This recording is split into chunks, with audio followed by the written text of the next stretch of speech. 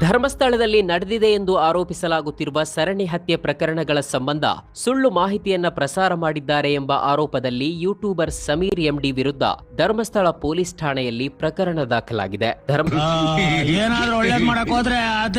ಧರ್ಮಸ್ಥಳದ ಸರಣಿ ಹತ್ಯೆಯ ಕುರಿತಂತೆ ಯೂಟ್ಯೂಬರ್ ಸಮೀರ್ ಎಂಡಿ ಶನಿವಾರ ತನ್ನ ದೂತ ಯೂಟ್ಯೂಬ್ ಚಾನೆಲ್ನಲ್ಲಿ ಧರ್ಮಸ್ಥಳ ಸೀರಿಯಲ್ ಕಿಲ್ಲರ್ಸ್ ಎಂಬ ಶೀರ್ಷಿಕೆಯ ವಿಡಿಯೋ ಮಾಡಿದ್ದರು.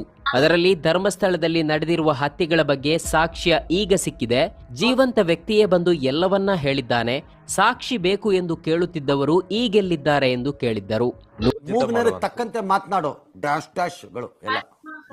ನೂರಾರು ಮೃತದೇಹಗಳನ್ನು ಒತ್ತಡದಿಂದ ಹೂತು ಹಾಕಿದ್ದೇನೆಂದು ಎಸ್ಪಿಗೆ ದೂರು ನೀಡಿ ಬಳಿಕ ನ್ಯಾಯಾಲಯದ ಮುಂದೆ ಹೇಳಿಕೆ ನೀಡಿದ್ದ ದೂರುದಾರರು ಹಾಗೂ ಪ್ರಕರಣದ ಬಗ್ಗೆ ಎಐ ರಚಿತ ಮತ್ತು ಸುಳ್ಳು ಮಾಹಿತಿಗಳನ್ನು ಒಳಗೊಂಡ ವಿಡಿಯೋವನ್ನ ಯೂಟ್ಯೂಬ್ ಚಾನೆಲ್ನಲ್ಲಿ ಪ್ರಸಾರ ಮಾಡಲಾಗಿದೆ ಎಂದು ಆರೋಪಿಸಲಾಗಿದೆ.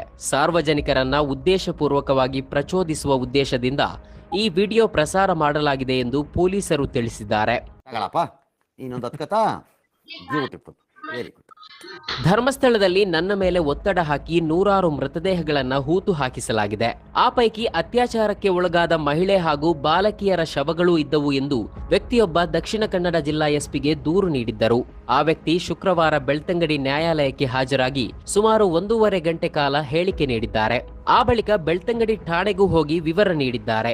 ಅದರ ಬೆನ್ನಿಗೆ ಸಮೀರ್ ಎಂಡಿ ಶನಿವಾರ ವಿಡಿಯೋ ಮಾಡಿದ್ದಾರೆ. ಈ ವಿಡಿಯೋದಲ್ಲಿ ಧರ್ಮಸ್ಥಳದಲ್ಲಿ ನಡೆದಿದೆ ಎನ್ನಲಾಗುತ್ತಿರುವ ಸರಣಿ ಹತ್ಯೆ ಸಂಬಂಧ ವಿವರಣೆಗೆ ಮಹಿಳೆಯರು ಮತ್ತು ಬಾಲಕಿಯರ ಎಐ ರಚಿತ ವಿಡಿಯೋ ಬಳಸಿದ್ದರು. ಅಷ್ಟೇ ಅಲ್ಲ, ಈ ಸಾಕ್ಷಿ ಹೇಳುತ್ತಿರುವ ವ್ಯಕ್ತಿಗೆ ಧರ್ಮಸ್ಥಳದಲ್ಲಿ ಕೊಲೆಯಾದ ಸೌಜನ್ಯಳ ಮೃತದೇಹವನ್ನು ಹೂತು ಹಾಕಲು ಹೇಳಲಾಗಿತ್ತು. ಆದರೆ ಆ ದಿನ ಆತ ಊರಿನಲ್ಲಿ ಇಲ್ಲದೇ ಇದ್ದಿದ್ದರಿಂದ ಮೃತದೇಹ ಅಲ್ಲೇ ಉಳಿದು ಆಕೆಯ ಕೊಲೆ ಪ್ರಕರಣ ಬಯಲಾಯಿತು ಎಂದು ಸಮೀರ್ ತನ್ನ ವಿಡಿಯೋದಲ್ಲಿ ಹೇಳಿದ್ದರು. ತನ್ನ ವಿಡಿಯೋದ ಕೊನೆಯಲ್ಲಿ ಸಮೀರ್ ಎಂಡಿ ಧರ್ಮಸ್ಥಳದ ಹಲವರ ಹೆಸರನ್ನ ಉಲ್ಲೇಖಿಸಿ ಅವರಿಗೆ ಛೀಮಾರಿ ಹಾಕಿದ್ದರು. ಈ ಹಿಂದೆ ಈ ವರ್ಷದ ಫೆಬ್ರವರಿಯಲ್ಲಿ ಸಮೀರ್ ಎಂಡಿ ಧರ್ಮಸ್ಥಳದಲ್ಲಿ ನಡೆದ ಸೌಜನ್ಯ ಕೊಲೆ ಕುರಿತು ಒಂದು ವಿಡಿಯೋ ಮಾಡಿದ್ದರು. ಅದು ಕೋಟಿಗೂ ಹೆಚ್ಚು ವೀಕ್ಷಣೆ ಪಡೆದು ಇಡೀ ರಾಜ್ಯದಲ್ಲಿ ಸಂಚಲನ ಮೂಡಿಸಿತ್ತು. ಬಳಿಕ ನ್ಯಾಯಾಲಯದ ಆದೇಶದ ಪ್ರಕಾರ ಆ ವಿಡಿಯೋವನ್ನ ಯೂಟ್ಯೂಬ್ ತೆಗೆದುಹಾಕಿತ್ತು.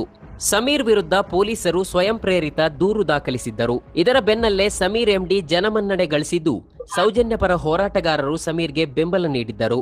ಜುಲೈ 11ರಂದು ಪ್ರಕರಣದ ದೂರುದಾರರ ಪರ ವಕೀಲರು ಪತ್ರಿಕಾಗೋಷ್ಠಿಯಲ್ಲಿ ನೀಡಿದ ಕೆಲವು ಹೇಳಿಕೆಗಳು ವಾಸ್ತವಕ್ಕೆ ದೂರವಾಗಿವೆ ಎಂಬ ಆರೋಪ ಕೇಳಿಬಂದಿದೆ.